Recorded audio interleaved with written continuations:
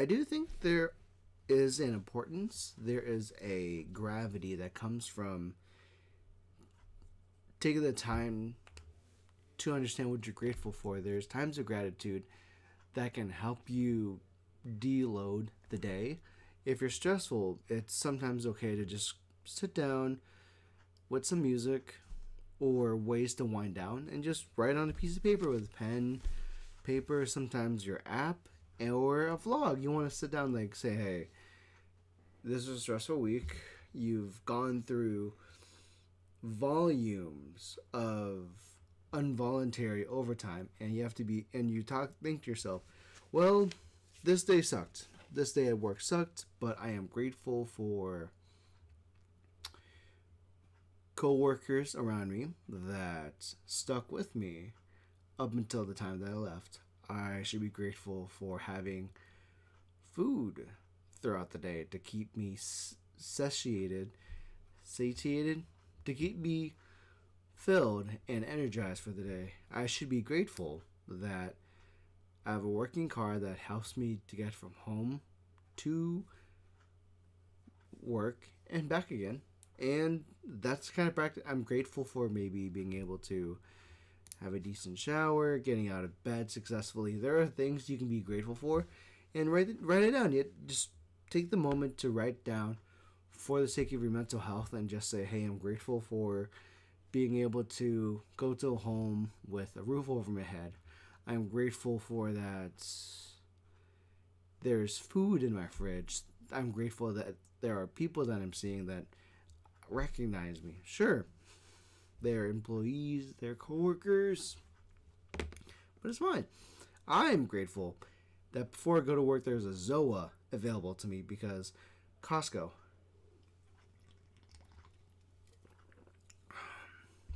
Non-sponsored ad to drink your Zoe, but hey, whatever keeps you energized, right? And they're, in theory, in practice, taking the moment to understand what you're grateful for and show gratitude to the elements and the people that has enriched and enabled your life is very important. 2020, and since COVID started, it's been very hard to be very cognitive about what you're grateful for. Hell, even when you get out of college, even when you get out of high school, when you're growing up, life gives you things to where you're distracted. You get distracted from understanding what you're grateful for.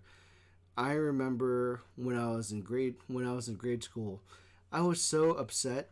I would get very annoyed whenever my parents would bug me about cleaning my room and saying, "Hey, you got to keep your room clean. Hey, get off the TV, go clean your room." And I'm 30 now. 15 years later, 20 years later, I actually wish I was a lot more grateful for the times where they told me they helped me discipline a clean room. Relatively, if you're watching the video on YouTube, I'm looking in my room and it's relatively clean. I'm very thankful that there's at least some sense of order. They taught me and they kind of drilled into me that the level of cleanliness is closest to godhood, and a lot of the times your bedroom is a reflection of your mind. And I want to feel that I am very in control. I want to feel that I have a sense of organization. That's very good for the whole mental health angle of this bit. But to understand that I am very grateful that I have a lot of work ethic and mentality that comes from my parents. I see them being workhorses and still have time in the day to make food. I'm grateful that they showed me that you can still have a 50-hour week and still sit down with family, sit down and have food. I miss the opportunity of them actually sharing with me their passions. I miss my parents really did miss the opportunity of showing me, hey, they have this kind of passion. I know my mom would be into sewing, but sewing came from a skill of being very cheap, very affordable, very survival. We had to pitch. I remember we would have to patch up clothes sometimes because we may not have had the money at the time to buy new pants, like until the next pay period. But we had the foresight months ago where my mom had extra twine, where she had thread, where she had fabric to like patch it up.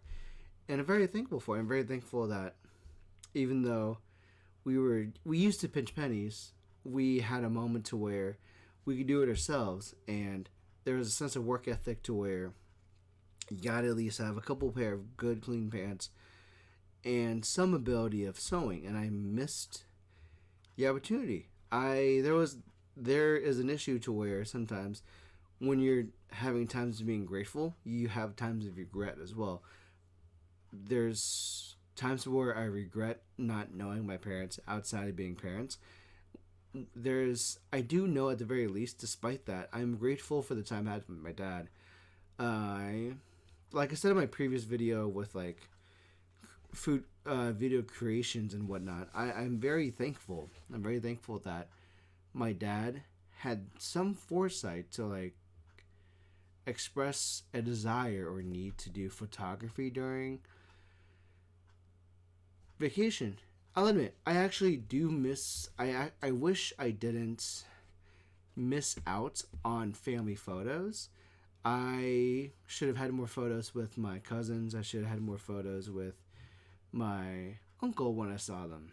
I should have had more photos with Joanna and Jessica when we were down there. And yet I still recorded bits of memories. So it's bittersweet thinking about California, because for as much gratitude as I had for my dad with like, hey, document these memories, I faltered a little bit.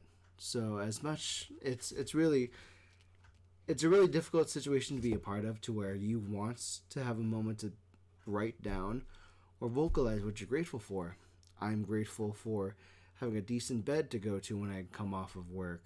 I'm very grateful that I can afford rent at the very least and pay my bills at the very least. I would like to spend in excess sometimes, and I'll admit the new computer, very thankful. I've yet to explore what else it's capable of, because it's been a lot of time where I'm just working a lot.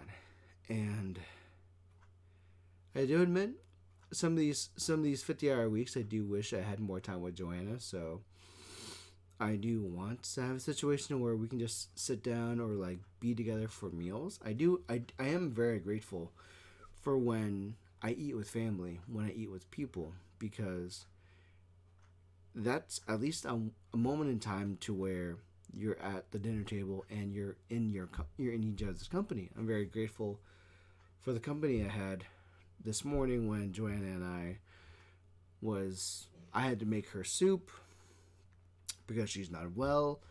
I performed an act of service, one of my love languages, and I was grateful for the moment, and I have a form of gratitude. And I keep talking about gratitude, but what's the definition of gratitude? Gratitude is the quality of being thankful, readiness to show appreciation for, and to return kindness. And a good example of it is she expressed her gratitude to the committee for her support. There's gratitude, thankfulness, or gratefulness from that word. Gratus, meaning pleasing or thankful, is regarded as a feeling of appreciation by a recipient of another's kindness, gifts, help, favors, or other forms of generosities to give, such as gifts. And it's fun. It's like the whole entire thing that I was mentioning. It's the whole there's an appreciation when it comes to being able to sit down and just have a meal with someone. There is a sense of thankfulness when you get to go home at the end of the day and there's someone waiting for you, or there's someone that you can when you go to bed at the end of the day, you can at least safely say that you're not alone. And if you're a couple, you may be in the bed. You're going to be in the same bed together. Hopefully, if you're not under a torn relationship. I was on the sidelines to where my parents were slowly separating, but lived in the same space. So I was very grateful that they were still my parents and they still lived in the same house by the time I moved out.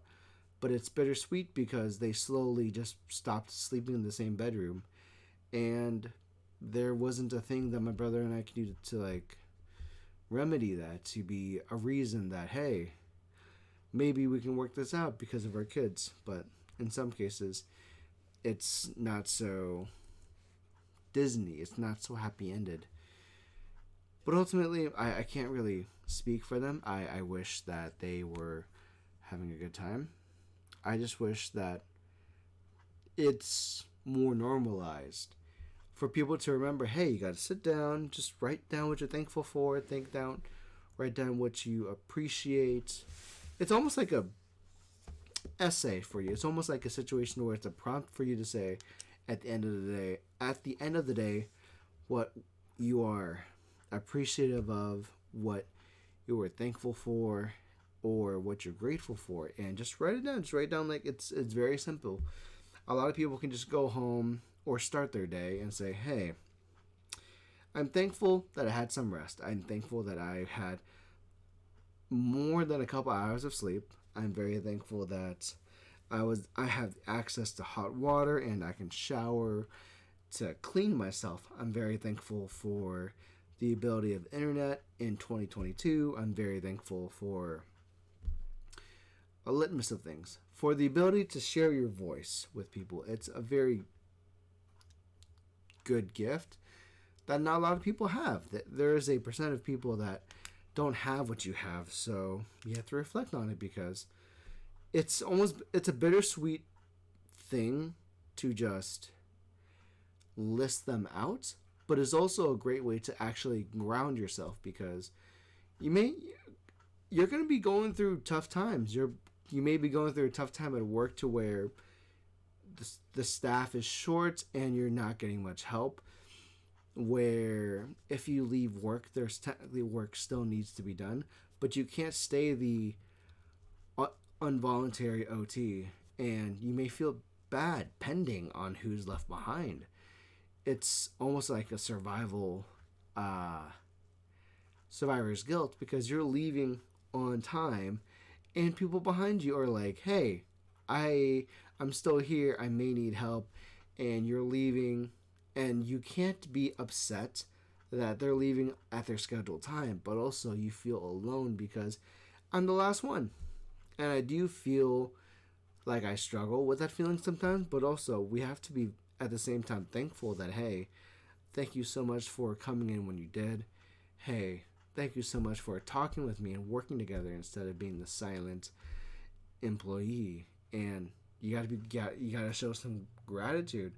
You gotta show some like appreciation that, hey, we communicated. Hey, it's a good thing. It's a good step forward, and you got a chance to really dig deep and be with your coworkers. Or when you go home, the ability to just share a space with someone that you live with someone that you had meals with, you experienced laughter, you went to a show, you saw things together, you were in the moment together, and you got to be grateful that, hey, this is a moment to where this couldn't have happened if I kept to myself. So I'm thankful that I got to go out of my way to go out, and that's good. But also there's sometimes to where, yet it's a bittersweet feeling, because we tend to forget moments to do this, to be thankful, in the back of our heads, because we are bombarded with social media. There was a whole thread on Facebook to where it showed political images of the hindsight of 2020, of 2022. Some people are alien sucker-faced with their phones.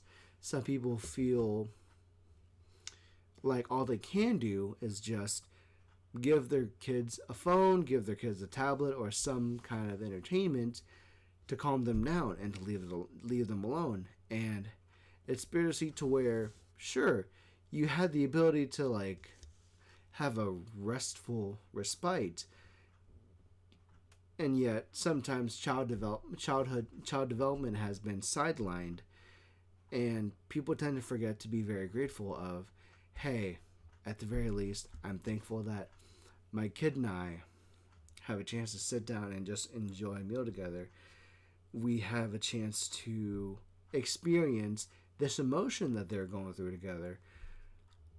If they're upset, I'm grateful that I was there for them to help them work through it. And even if we didn't work through it, we were a part of the process of solution together. And parenthood right now is being very tight-roped. You don't know what you're going to do wrong, and relationships now are even a situation where it's a tight-rope situation. But you have to remember, you have to think back, you have to sit down and tell yourself, hey, these things may not be optimal, but I'm very thankful that at the very least that we got to talk. I'm pleased that that we can actually say something together without being very angry, without being very upset with each other. I'm at least grateful that we can sit down, or I can visit them, and it's not negative. And there's a lot of things we take for granted. So to avoid a sense of bitterness when it comes to thinking about your day or winding down, going to bed, it's a situation where you can do that, but still show gratitude to everything else. You need to accept and absorb, process the negative emotions, but recognize that even in your darkness of this work sucks, the traffic was terrible, I'm exhausted. Even within that darkness of being alone, of feeling like you're the only one in that situation of toughness, of stress, friction, there's also moments of light where, hey, you got up all right, you got up okay, you had some rest, these clothes are comfortable, and this music, very good right now. There's moments and times to where it's almost corny and very pretentious to say, hey, I'm very thankful, hey, big dick energy over here. But you have to take it with steps. As far as the leap of bounds that darkness provides you, you need to take these steps to catch up and understand it's okay. It's going to be okay because you're you, and that's enough. And God, even my phone's tired of me talking. So this is where we're going to end the video today and the episode about times of gratitude or gratefulness. And I'm grateful. I'm very thankful for the ability to just be at home during the day. And if I had kids, I would have been here for my kids during the day before I went to work. It's almost funny. My situation would be good if I was awake for when I had to pick up kids, when I had to take them home. That's very fine. That's very cool. I am very happy that I can provide for my partner and I currently, and I'm very thankful that we have a space to where I can be at home during the day, and yeah, some of the emotions are bittersweet, but you have to accept and work through these moments of sadness to be happy about the outcome. We have to be sad to be happy. We have to have these moments of bittersweetness and process it to make it more fulfilling. So that is 2 cents. Those are my 2 cents. Thank you guys so much for listening or watching. If you liked it, please make sure you follow on my social media. If you like my face, follow on YouTube and watch these videos when they're released, Or if you don't like my face, listen on Anchor or Spotify. This is Tyler, and remember, I'm your friend, and I'll see. I don't have my intro set up, but thank you guys so much for watching, and as always, my name's Tyler, I'm your friend, and I'll see you next time. Bye.